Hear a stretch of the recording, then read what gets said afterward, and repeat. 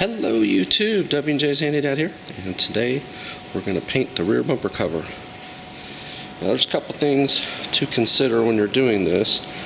First of all, do you leave these on or take them off? I would take them off if you're looking for a more professional look. I'm leaving mine on to paint it. I'm going to obviously mask this off and try to get paint under there a little bit, but what's under there is not visible when those are on. Number two is if you have these on your bumper, you can't get paint on those, so I'm going to have to mask those off. My understanding is if you paint those, then they won't work. There's some sort of special paint that you need.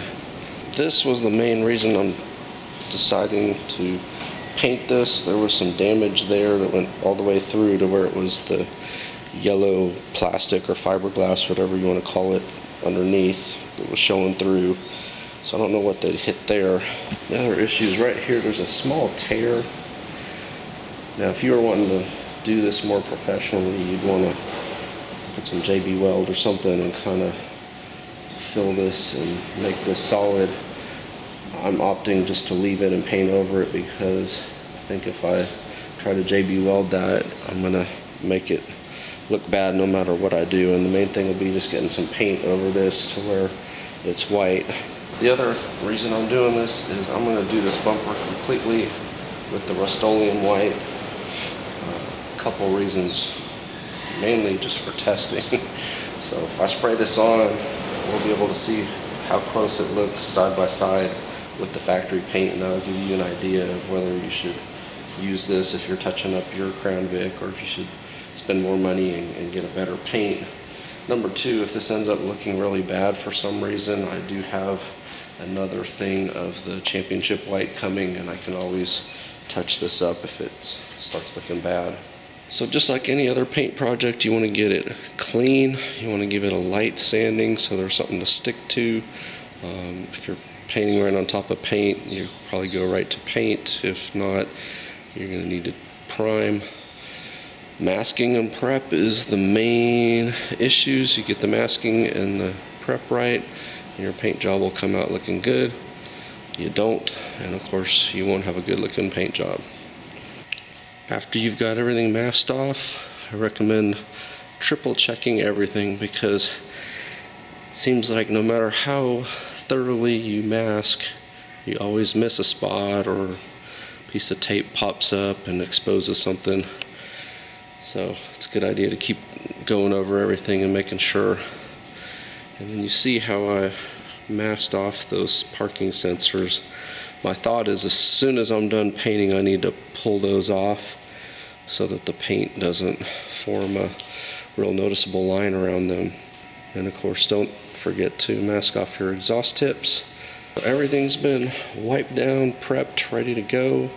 Everything's masked off, taped, basically ready to start spraying paint. The nice thing about rattle cans, at least in my opinion, I feel like you can kind of start and stop, whereas when you're spraying with the gun, I feel like you kind of need to spray the entire contents of the paint gun at once, particularly if you're spraying something that's got an activator in it. So I'll be able to kind of jump around, hit some of the areas that are dark first with a little bit of extra paint, and then kind of do the whole thing in white.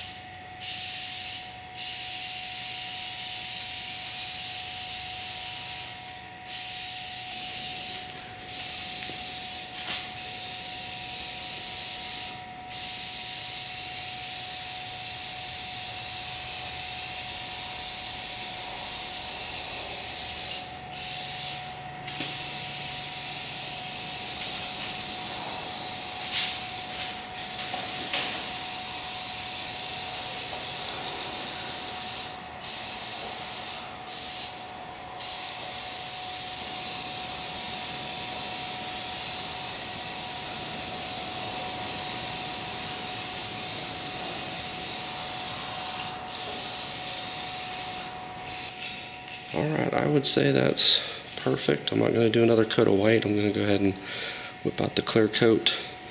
I'll be using the spray gun for the clear coat, using the activated clear.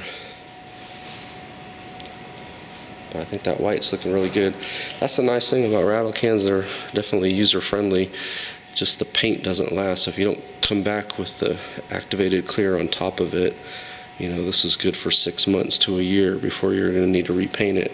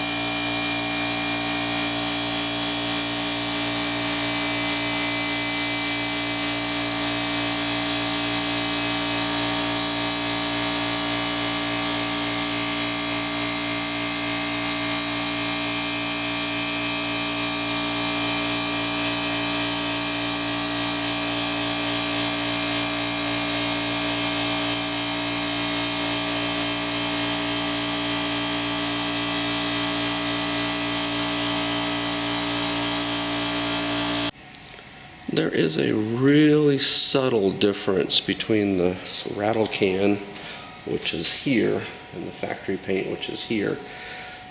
Honestly, if you're doing a whole panel with the rattle can, I don't think it's an issue. If you were trying to, you know, just spray a little spot and then clear it, yeah, you would see it. But when you do a whole panel like that where you got a nice dividing line, I don't think anybody's going to look at that and go, "Whoa, dude, what color did you use?" So that is where that cut was that I didn't choose to JB weld. So you can see where it is, obviously. But like I said, I don't know that I could have made that look you know, better by trying to patch that. There's a couple things that have already blown onto the paint, but what I've found it's best to do is just leave them alone. When the paint's thoroughly dried in a day or two, they'll usually come off, but if you try to get them off now, then you mess up your paint.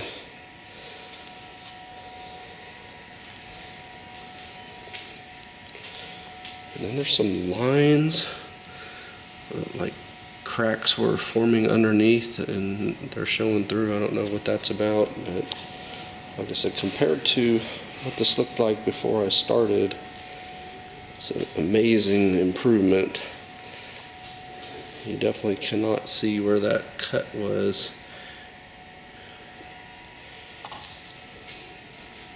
So I'm happy.